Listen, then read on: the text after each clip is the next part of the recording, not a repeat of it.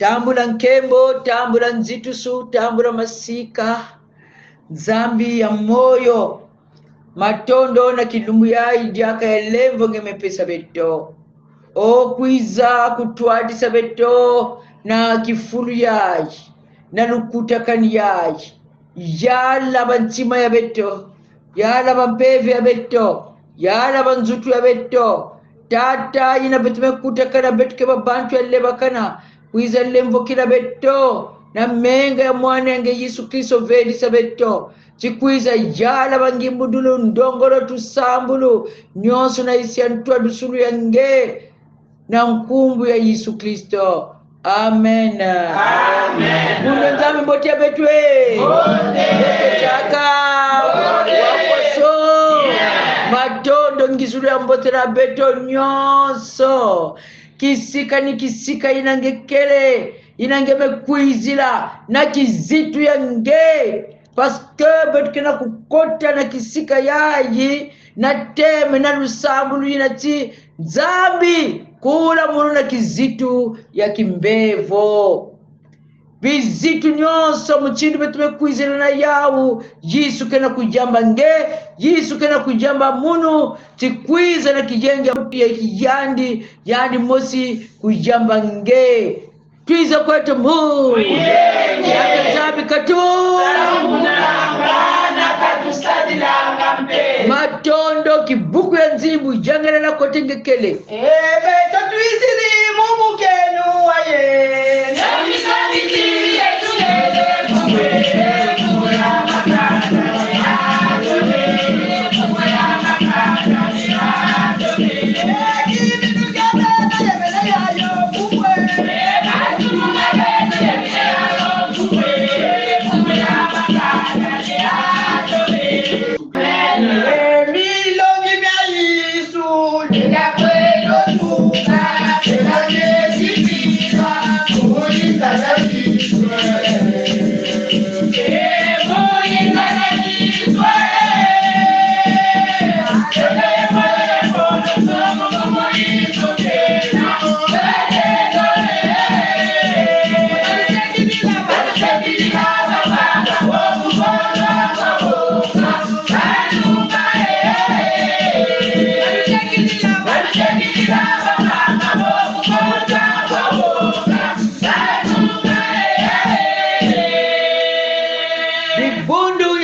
Nzambi, batata na mama, batuko na bandumba, bubu yai, mambu jina, betu kena kujindula na lukufi, na suka yai, mchindu, kele mabanze beto, tonu sambula beto, Éternel, délivre-moi du joug de la maladie, fomo kula mwana kizitwa kimbevo, to, Yahweh, kangolangai, na bokono oyo zaliko tungisa ngai ni yina betu kena kujindula nana kilokola yai mambo yina betu kena kutanga ni yina kele na Jobi le chapitre 19 le verset 25 Job mukanda ya zomi na libwa eteni ya tukumi bale na mitano to Yobi kanda ya 10 na ivwa kibuku ya 15 wakena kibibila luputu betuketanga yao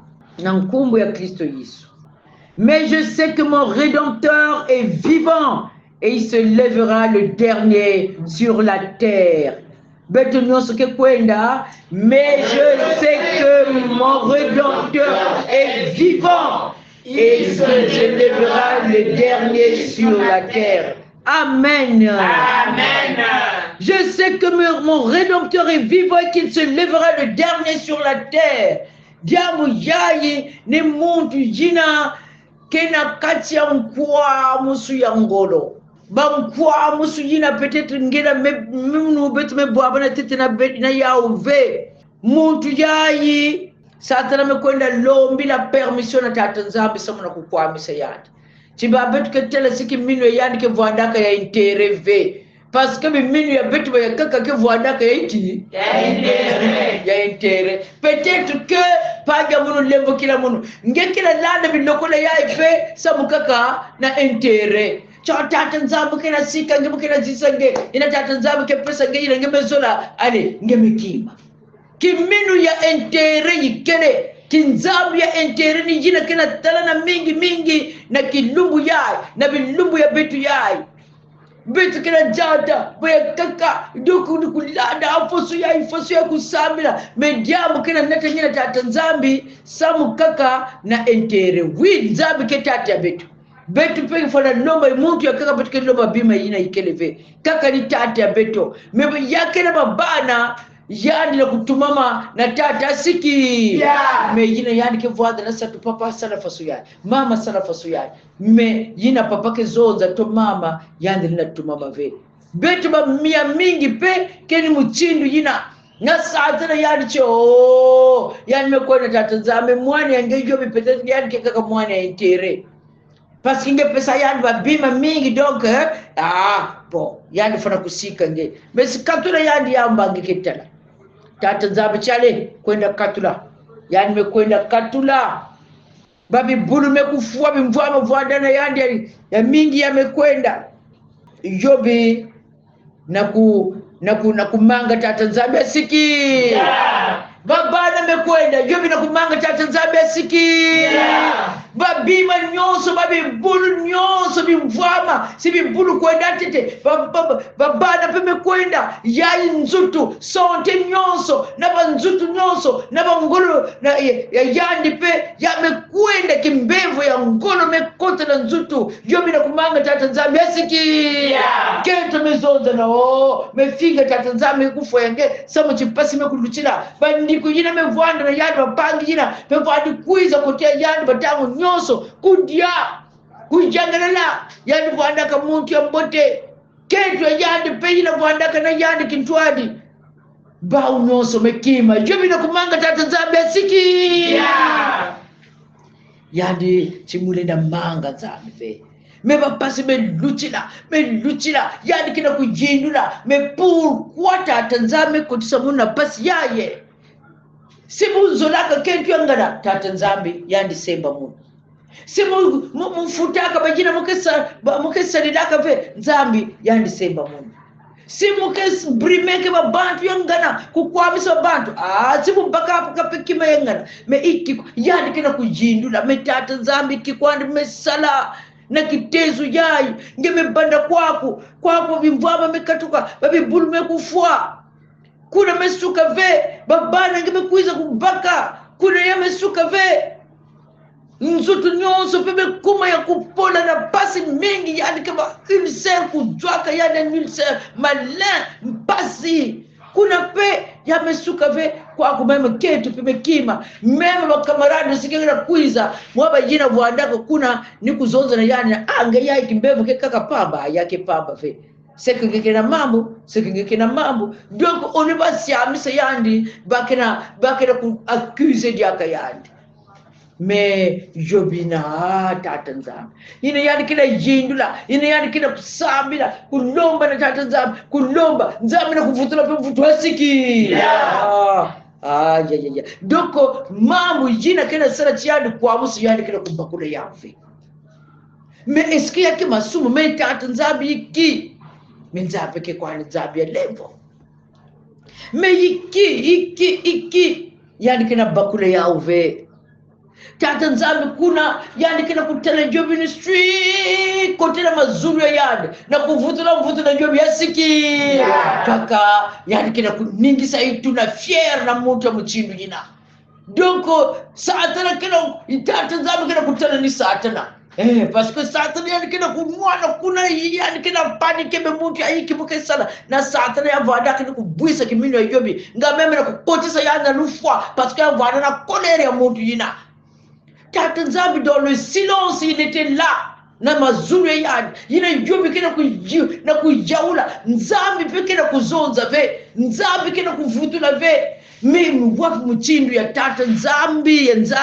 ya tata munu ya nzambe kena kuvutula mvutu ve pagia mono peut-être que tu es malade pendant longtemps kizitwe kimbevu kena kukwamisa nge kizitwe diabu kena kukwamisa nge ozana mokumba oya mokono ezali ko tungisa yo obandaki ko bondela depuis kala mais ozonzwa eyanote mvutu yikeleve me iki tangu ya kaka nzambi yani kila kutala kiminu yange yani kina kujangalala parfois yani me ajouté puis moi bilumbu ya passe pour que yani voit la fière kulutira devant satana nange yina nge kila kukwa muso nge kaka ni tata nzambi nge kaka ni tata nzambi fière satana nzambi tumo mkajouté diakale bilumbu ya kaka ya passe kina kusajouté samuna de kwa ajouté kaka nkembo ya yani ejina yani ke kuiza vutula mvutu singeme simba kimino alors yake nkembo na tata nzambi yake na mabantu na tata nzambi ke tubilaka mimbangi ya mchindu ina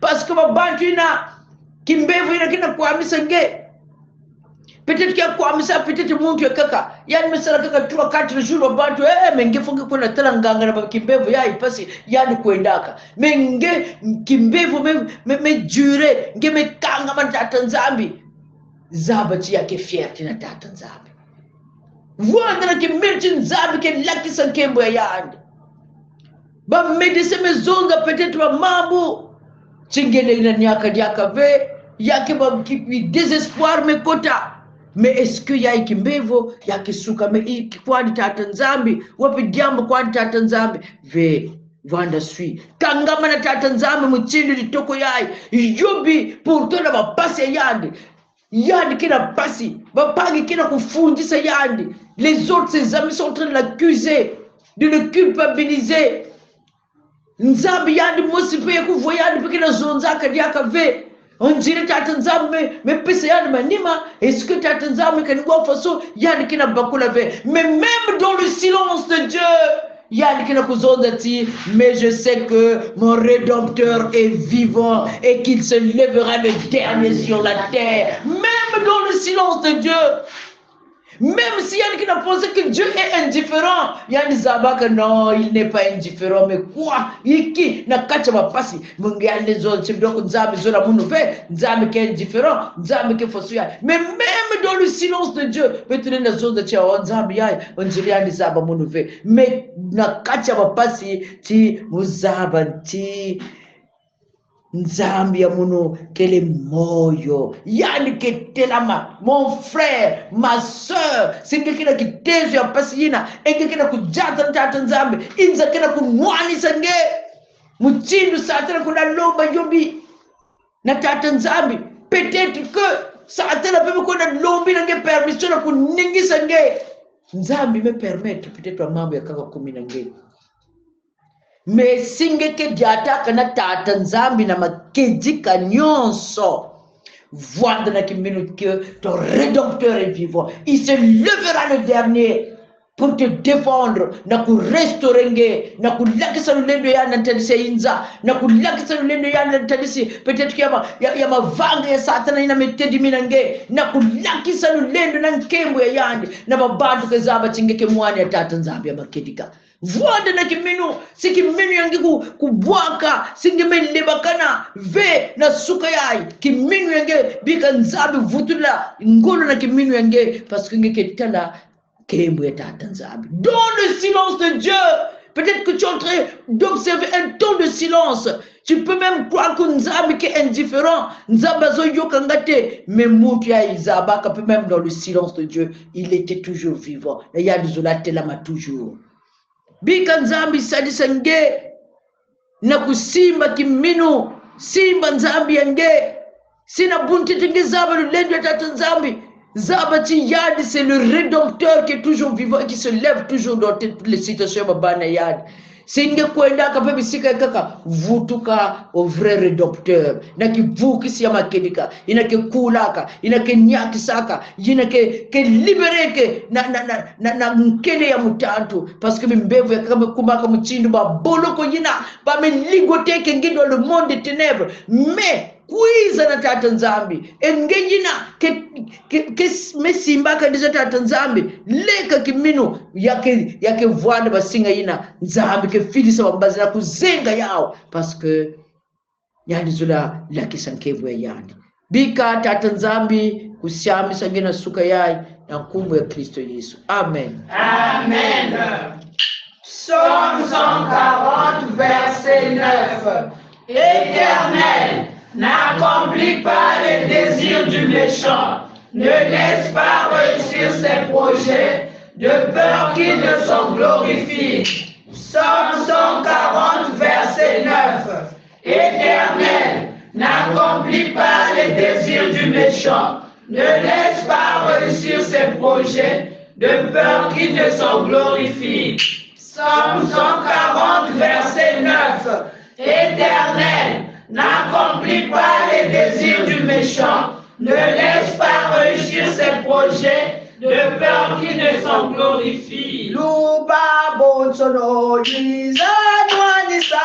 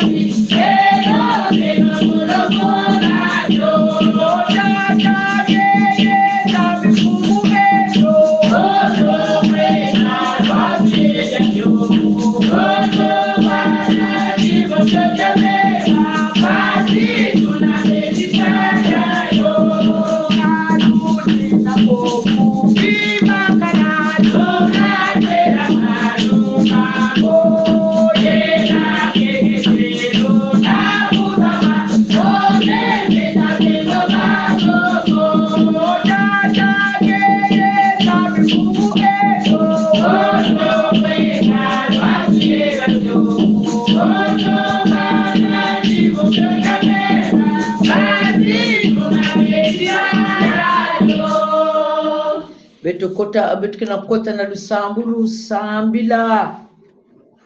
sambila lomba tete kiminu na tata nzambi parce que yina bapasa ke luchilaka pepa afa kiminu ya betu mekubwa lomba lembo peut-être que kiminu yange kumekubwa ngemetadisa peut-être banzila kaka vutuka revient au vrai rédempteur yani ke lemba na diamuve nzambi na mazulu ngeke nzambi ya moyo matondo samuna mambo yange babantu na metekijila vetu na kimino bagina mejata nange na kati ya mansangaza na kati ya bapasi na kati ya bamfuilu na kati ya bimbevo na kati ya bumputu pe parce que nyonso katukaka même dans la solitude tata nzambi ba camarade mebika yandi les amis l'ont délaissé kento pe tata nzambi mekwenda me yandi na kati ya bapasi yina bwandi tala na muchinu ngeke na tala ve muchinu ngeke na kuwa ve muchinu ngeke na kuzaba ve chonge zabaka nyonso yandi pe na kati ya kiminu ya yandi muchinu yandi zabilaka nge même dans ton silence yandi mezoza chingeke moyo na ngele na bika ve yandi ngeke telama na mansuki na ningeke telama ni muchindu inapenge salaka tata nzambi ya tetelembo kila nibundu enge bapasi kena kuvutula bayange na manima bajina mevutuka na manima bajina metala chingeke nzambi ya lulendo ve bajina mekwenda na bisika ya kaka kwenda sosa wa mvulusi ya kaka kwenda sosa lunyakusa na bisika ya kaka tata nzambi lembo kila bawu ina bake na vutuka lemvo kila bao na vutula bao Yesu Kristo sadisa bao na kuvutuka na makulu ya nge ebetuke na kulomba na nge isingeke silencieux tata nzambi na kuzonza jambo na mansuki na kizingu ya pangi ya munu ya vanda cancer ya vanda tata nzambi kitezo yaba hypertension yaba chronique yaba diabete yaba imbevu ya muchindu na muchindu yina kina kumanisa ve baya kaka meso kina kwenda na kufasa una glaucome tata nzambi mama kulu balenda tilama vime puto bangolo iketete tata nzambi solution ikeleve sur le plan tata nzambi ya medicine bakena kupesa kaka ni manganga parfum manganga peji na bakena kupesa beto samuna kunyaka manganga mekweza provoke yaka bimbevu na yaba estoma na yaba foie samuna ex ya manganga o tata nzambi meyangeji na ngeke zonza akajambu ba inconvénient ikeleve ba effet secondaire ikeleve parce que ngeke nzambi ina jidikaka nzutu wa muntu na kilokula ya Yesu kila maya mansukina si babatu ekele babatu na mikangama lié par les maladies ba yakakena kuvingira kakeni lufwa dans le monde de ténèbres ba qui déjà ligoté mon titre de sacrifice tu vas te lever le dernier Seigneur ce matin samla kuzenga basinga ina na kupesa ba instruction na monde de ténèbres na kubika babatu ina na kulibere bao na kukula bao parce que nzambi ya bao ninge o tata nzambi na suka yai kwizalakisa lulendo nge Seigneur bambevo kukuluka bambevo kunyaka bizitu ya bimbevo biadi ina minata bimbevo bumputu ina minata bimbevo samula kusumba manganga tangu nyonso bimbevo ya kaka minata kitanzu na makanda yamekuba bizitu pe ya kaka bimbevo ya kaka na ba effet secondaire yamekuba pe bizitu ya kaka mais ce matin tata nzambi katula babantu na jugu na bimbe na bizitu ya bimbevo yina na baefe ya bao na suka yae Yesu Kristo mfumu ya moyo kuiza kula bayangina kanga baka nulendo ya satana parce que ngeke redocteur yina kitera baka na mansukina wila betu na mkumbu ya Yesu. Amen. Amen. Bapangi kachina Kristo betu kina kwena kusugisa kilokula beto ni kuvutula matondo na tata nzambi voide na kiminu que ton rédempteur est vivant et qui se lèvera le dernier na toto ya imuntu kunuchila lelo yandi keleve bika nzambi shamisa beto nyonso o nzambi bukazolanza kamu wakete sujina